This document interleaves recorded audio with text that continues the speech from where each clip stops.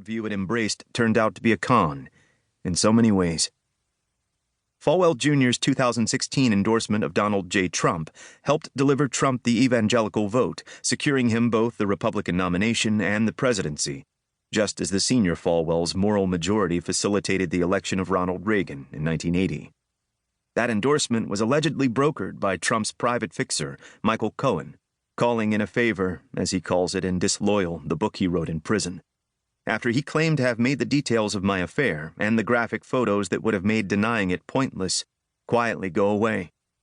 So my simple youthful indiscretion, which has caused me embarrassment and regret, not to mention a very real fear for my own safety, may also have played a not insignificant role in making a person like Trump president. My choices ultimately pitched me into a rarefied world of political influence and financial brinksmanship. At one point, I was threatened by an armed individual and told, "Keep your mouth shut." Exactly the ultimatum I'm violating as I write this.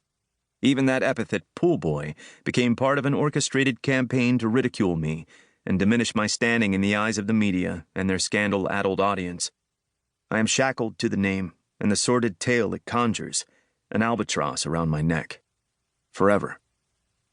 What follows is my story, at least as much of it as I can see from where I'm standing, and I'm grateful for the opportunity to share it. I hope by the end of it, you'll see me less as a pool boy and more as a flawed human who is trying to reclaim his identity and his dignity. Perhaps, too, this will serve as a cautionary tale for those of us who fall prey to the powerful and the influential. Either way, it is, above all, the truth. Chapter 2. Miami Blues. Miami is America's fabled magic city, where the normal high school preoccupations of sex, money, ambition, status, and assimilation are shared by the population at large, and perpetually at a high boil. Home of the newlywed and the nearly dead, they say, and I saw those sorts of extremes built into every aspect of the town.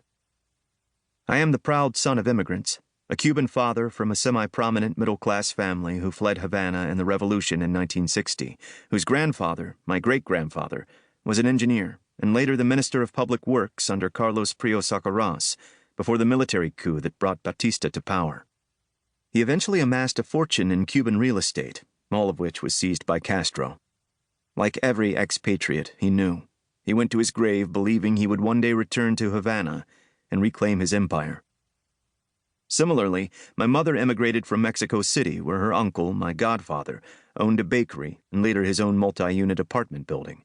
In addition, my godmother's husband is an architect and developer of gated communities, and both my sister and I have been interested in real estate development from an early age.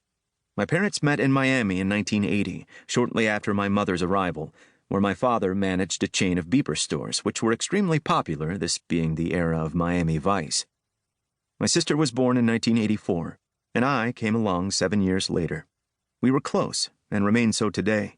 She currently works in the high-end residential real estate industry. By the time I reached high school, I had an affinity for economics and its real-world application, excelling in my high school accounting class. My parents both encouraged my interest in real estate, and when we would visit Mexico City, my godfather always went out of his way to walk me through the business.